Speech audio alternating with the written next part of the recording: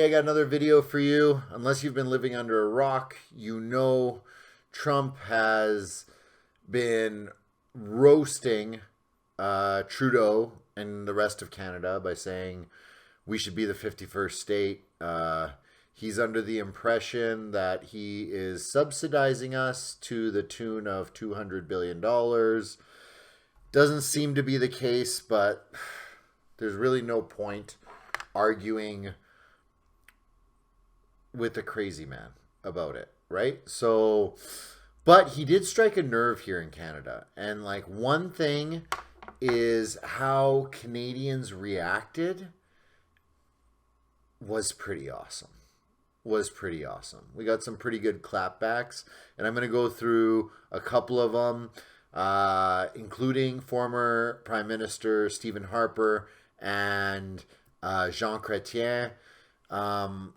Every stripe of politician clap back in one way or another. I can't go through them all, but these are some of the most notable ones that I've seen. So first we have Elizabeth May from the Green Party, and she's probably got the most pronounced one, but here we go. Took offense to your idea that Pierre Poilievre wasn't good enough to lead the Conservatives. Wayne. First of all, did she just defend the Conservatives? Damn, you might have unified everybody, brah. Gretzky, he's great. He is the great one. He skates to where the puck is going. It's not going to MAGA. The puck is on a Canadian ice rink. And by the way, Mr. Trump, please, before making public pronouncements that Wayne Gretzky should run for Prime Minister, give yourself or get yourself a briefing on the nature of parliamentary democracy, a Westminster parliamentary system, and a constitutional monarchy where no one runs for Prime Minister. We have elections for members of parliament. We don't get to pick and choose among our billionaire friends for who gets a seat at the cabinet table. If they're not an elected member of parliament, well, Canadian system is different from that of the United States of America. I suggest that Mr. Trump find one of his grandchildren's school books and look at the year 1776, which may explain a few things to him about why our systems of government are different. I don't want to belittle Mr. Trump, but on the other hand, hey, Donald, have we got a deal for you? You think we want to be the 51st state? Nah, but maybe California would like to be the 11th province. How about it? California, Oregon, Washington, you've got geography in common with us. And not only that, we've already got a carbon trading system between California and Quebec.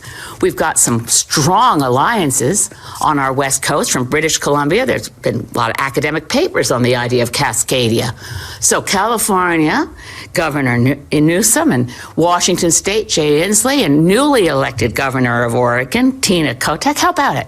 Want to put a referendum to your citizens? Because this is what you deal. Have we got a deal for you? This is what you get. Free health care. Universal free health care. No more one-year-olds who suddenly fall off the Medicaid list and their parents are in the news because they're trying to do a GoFundMe so they can get their daughter to a doctor. Universal free health care. And guess what? Those gun laws that your Congress is too afraid to pass because of the national gun lobby, we already got our strict gun laws. That's why we have the safest streets around the world.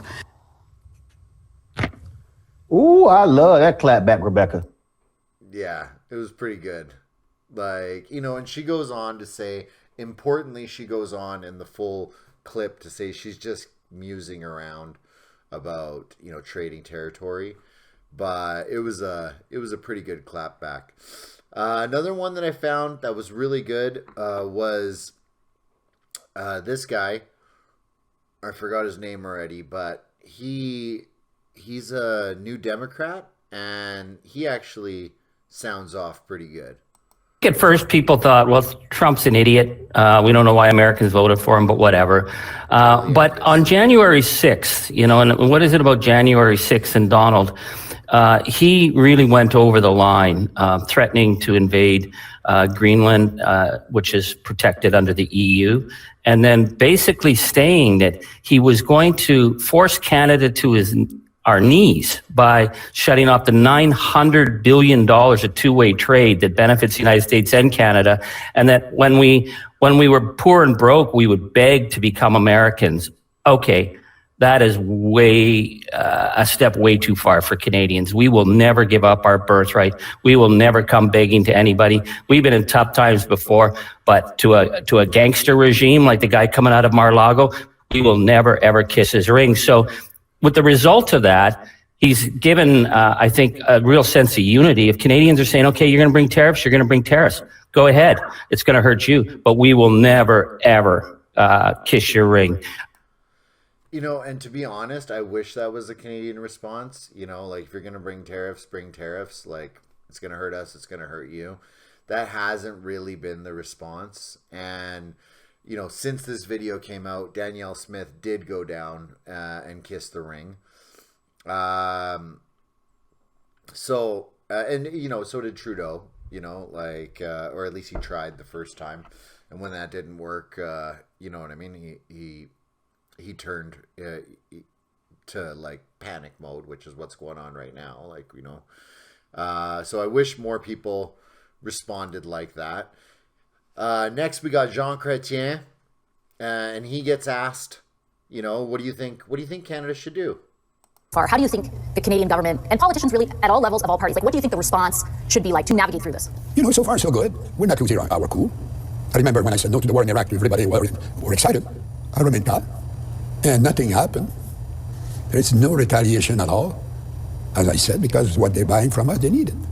And for me, it's, you know, it is, well, so far, you know, Prime Minister spoke. He spoke in United States at CNN, and he made it clear that Canada is not for sale, and Canadians are proud to be Canadian, and we don't want to become Americans. And the premiers did that, especially Mr. Ford was very good on that. And for me, you know, we should not lose our cool. I've been in that game for a few years, and I think that to remain calm and face it seriously, and now they will have a meeting of all the premiers with the Prime Minister, and the Prime Minister is the Prime Minister. You know, I had myself announced that I was not to run anymore when I said no to the war in Iraq. And I mean, they took me seriously because not a soldier went there. So you don't think our positioning or... So, yeah, I wish we had liberals right now that were this cool. Like, dude's 91, just chill. He's like, you know, whatever happens, happens. You're going to hurt yourself too, you know? And he also wrote this op-ed article, which was, you know, probably better than his interview. And he says, today's my 91st birthday. First of all, dang, man. Like, can we just recognize that, like, industrialization and modern medicine, like, these people are living longer and longer. You know, Jimmy Carter just died at 100. This guy's 91. Trump himself is president at 78. You know, like, I don't know. Oil's not the worst thing in the world is all I'm saying. You know what I mean? It hasn't all been bad. But in this article, he wrote really clearly, the totally unacceptable insults and unprecedented threats to our very sovereignty from the U.S. and President-elect Trump. I have two very clear and simple messages to Donald Trump, from one old guy to another. Give your head a shake. What could make you think that Canadians would ever give up the best country in the world? And make no mistake, that is what we are, to join the United States. I can tell you, Canadians prize our independence, we love our country, and we have built something here that's the envy of the world. When it comes to compassion, understanding, and tolerance, and finding a way for people of different backgrounds and faiths to live together in harmony. We also built a strong safety net, especially with public health care, that we are very proud of. It's not perfect, but it's based on the principle of the most vulnerable among us should be protected. This may not be the American way, the Trump way, but it is the reality I have witnessed and live among my whole life. If you think that threatening and insulting us is going to win us over, you really don't know a thing about us.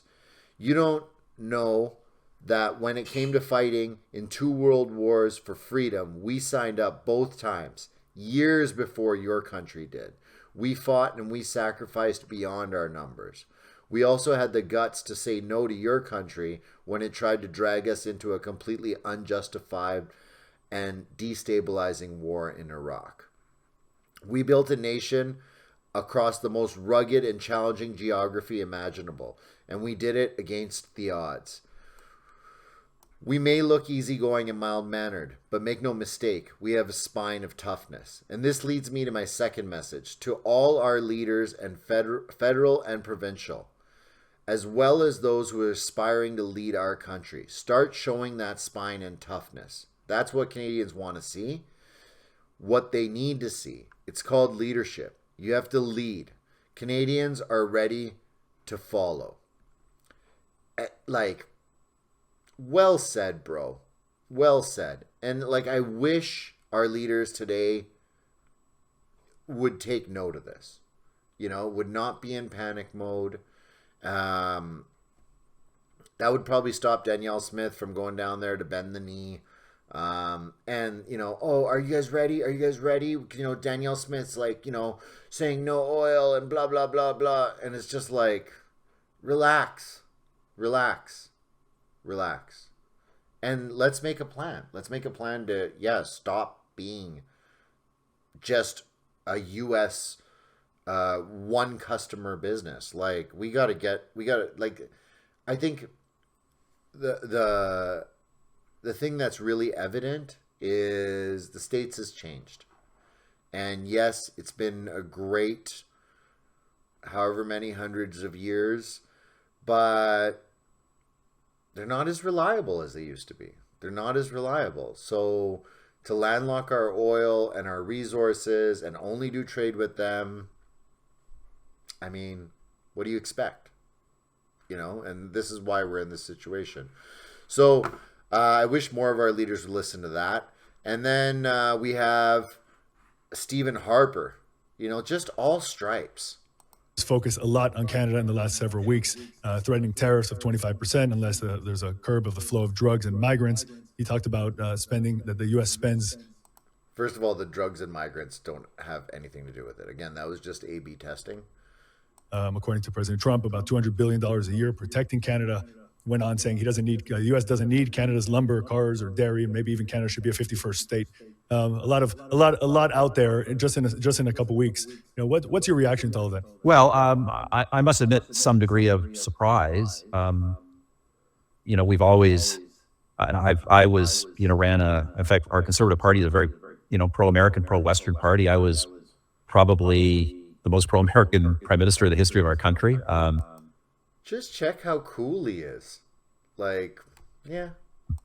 I view our relationship with the United States as one of Canada's great assets. You are our closest neighbor, our vital security partner, and, you know, not just our friend and shared comrade in the propagation of the values of the free and democratic world everywhere.